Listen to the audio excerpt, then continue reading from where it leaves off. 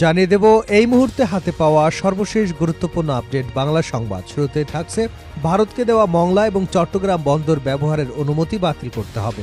গণ অধিকার পরিষদের উচ্চতর পরিষদ সদস্য এবং গণমাধ্যম সমন্বয়ক আবু হানিফ বলেছেন, আওয়ামী লীগ গত 15 বছর ভারতকে যে সুবিধা দিয়ে আসছে তা আর কোনো দেশ দেয় না। 2023 সালে আওয়ামী লীগ সরকার ভারতকে মংলা এবং চট্টগ্রাম বন্দর ব্যবহার করবার অনুমতি দেয়। বর্তমান সরকারকে বন্দর ব্যবহারের চুক্তি বাতিল করতে হবে। এবারে জানাবো ভারতের অপতথ্য প্রচারে বাংলাদেশের ক্ষতি নেই উপদেষ্টা সাখাওয়াত। ভারতের অপতথ্য প্রচারে বাংলাদেশের কোনো ক্ষতি হবে না বলে মন্তব্য করেছেন নৌপরিবহন এবং শ্রম কর্মসংস্থান উপদেষ্টা brigadier general M Sakhawat Hossain. দুপুরে Jessore Benapole cargo yard immigration পরিদর্শন শেষে কথা বলেন তিনি আরো বলেন, ভারতের অপতথ্য প্রচারে আমাদের কোনো ক্ষতি নেই, আমাদের এখানে চিকিৎসা বাজার সবে আছে। জানাবো আওয়ামী লীগ হিন্দুদের উপর হামলা করে সে ছবি পশ্চিমা বিশ্বে বিক্রি করতে চায়, এমন মন্তব্য করেছেন গণসংহতি আন্দোলনের প্রধান সমন্বয়কারী জুনায়েদ সাকিব। তিনি বলেন, স্বৈরাচারের দোসরদের শক্তি খুব একটা বেশি নয়, ভারতের শক্তিতে শক্তিশালী হয়ে এখন তারা ষড়যন্ত্র করছে, তবে এ ষড়যন্ত্র আমাদের মোকাবেলা করতে হবে। এদিকে উত্তেজনার মধ্যেই বিএসএফ এর গুলিতে বাংলাদেশি নিহত, বিজেপির প্রতিবাদ। পঞ্চগড় সদর উপজেলার হাড়িভাষা ইউনিয়নের মোমিনপাড়া সীমান্ত দিয়ে অবৈধভাবে ভারত থেকে বাংলাদেশে গরু পাচারের সময় বিএসএফ এর গুলিতে আনোয়ার হোসেন নামের এক ব্যক্তি নিহত হয়েছেন। শুক্রবার ভারতের অভ্যন্তরে সিংড়াপাড়ায় ঘটনা ঘটে। নিহত ব্যক্তি পঞ্চগড়ের তেঁতুলিয়া উপজেলার দেবনগরের রফিকুল ইসলামের ছেলে। এ ঘটনায় বিএসএফ এর নিকট জোরালো প্রতিবাদ এবং তীব্র নিন্দা ও প্রতিবাদ প্রতিলিপি পাঠিয়েছে বিজিবি।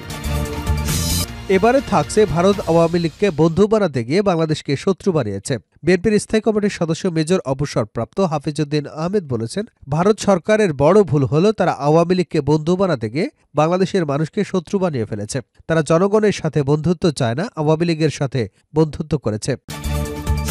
এবং সর্বশেষ জানাবো আন্তর্জাতিক সংবাদ। ভারতকে টার্গেট করেছে যুক্তরাষ্ট্র, অভিযোগ বিজেপির। মার্কিন স্টেট ডিপার্টমেন্ট ভারতকে টার্গেট করেছে বলে অভিযোগ করেছে ভারতের কেন্দ্রীয় ক্ষমতাসীন দল ভারতীয় জনতা পার্টি।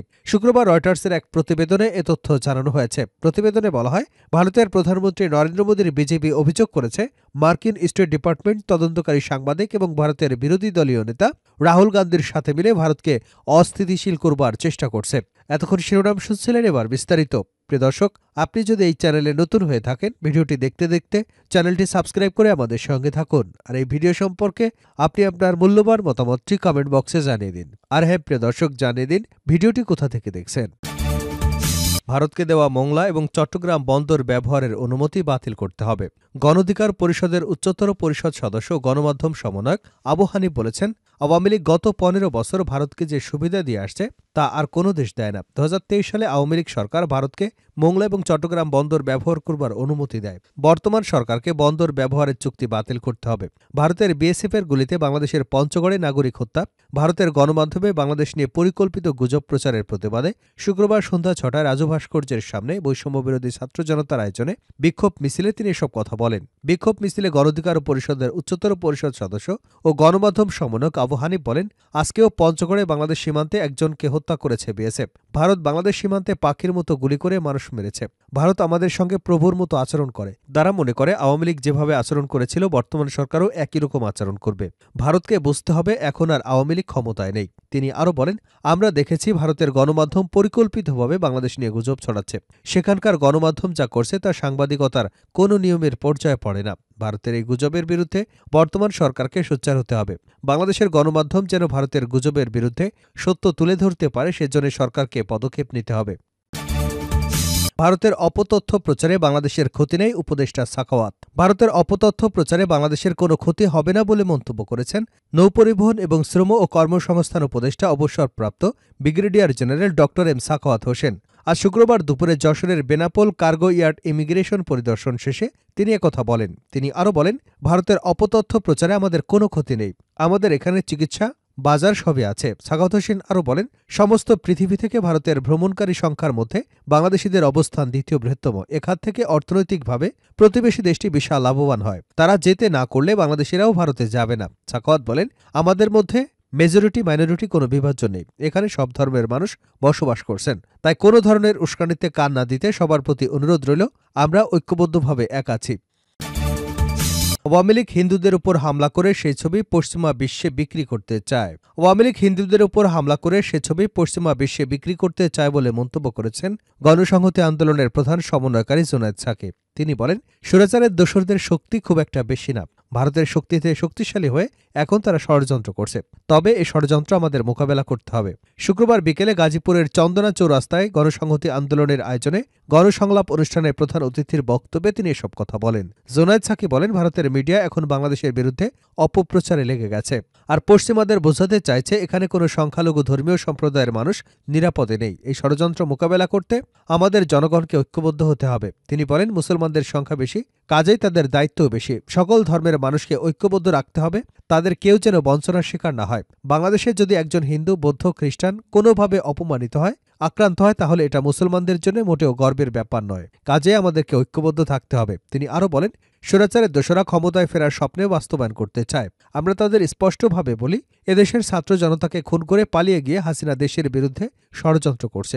আপনাদের দেশের মাটিতে জায়গা হবে না। উত্তেজনার মধ্যেই বিএসএফের গুলিতে বাংলাদেশি নিহত, বিজিবির প্রতিবাদ। পঞ্চগড়ের সদর উপজেলার বাড়িহাসা ইউনিয়নের মোমিনপাড়া সীমান্ত দিয়ে অবৈধভাবে ভারত থেকে বাংলাদেশে গরু পাচারের সময় বিএসএফের গুলিতে আনোয়ার হোসেন ৪০ নামের এক বাংলাদেশি নিহত হয়েছেন। শুক্রবার ভারতের অভ্যন্তরে সিংড়াপাড়ায় ঘটনা ঘটে। নিহত ব্যক্তি পঞ্চগড়ের তেঁতুলিয়া উপজেলার দেবনগরের রফিকুল ইসলামের ছেলে। এ ঘটনায় বিএসএফের নিকট জোরালো প্রতিবাদ এবং তীব্র নিন্দা জানিয়ে প্রতিবাদ লিপি পাঠিয়েছে বিজিবি। একই সঙ্গে বিজিবি বিএসএফ ব্যাটালিয়ন কমান্ডার পর্যায়ে পতাকা বৈঠক এবং আইনগত প্রক্রিয়া অনুসরণ করে নিহতের লাশ ফেরত এনে পরিবারের কাছে হস্তান্তরের কার্যক্রম প্রক্রিয়াধীন রয়েছে। সংবাদ বিজ্ঞপ্তিতে এ তথ্য জানিয়েছে ঠাকুরগাঁও সেক্টর সদর দপ্তরের সেক্টর কমান্ডার কর্নেল মোহাম্মদ তৌহিদ রহমান। শেষ করছে আন্তর্জাতিক সংবাদ দিয়ে। ভারতকে টার্গেট করেছে যুক্তরাষ্ট্র, অভিযোগ বিজেপির। মার্কিন স্টেট ডিপার্টমেন্ট ভারতকে টার্গেট করেছে বলে অভিযোগ করেছে ভারতের কেন্দ্রীয় ক্ষমতাসীন দল ভারতীয় জনতা পার্টি। শুক্রবার রয়টার্সের এক প্রতিবেদনে এ তথ্য জানানো হয়েছে। প্রতিবেদনে বলা হয়, ভারতের প্রধানমন্ত্রী নরেন্দ্র মোদীর বিজেপি অভিযোগ করেছে মার্কিন স্টেট ডিপার্টমেন্ট তদন্তকারী সাংবাদিক এবং ভারতের বিরোধী দলীয় নেতা রাহুল গান্ধীর সাথে মিলে ভারতকে অস্থিতিশীল করবার চেষ্টা করছে।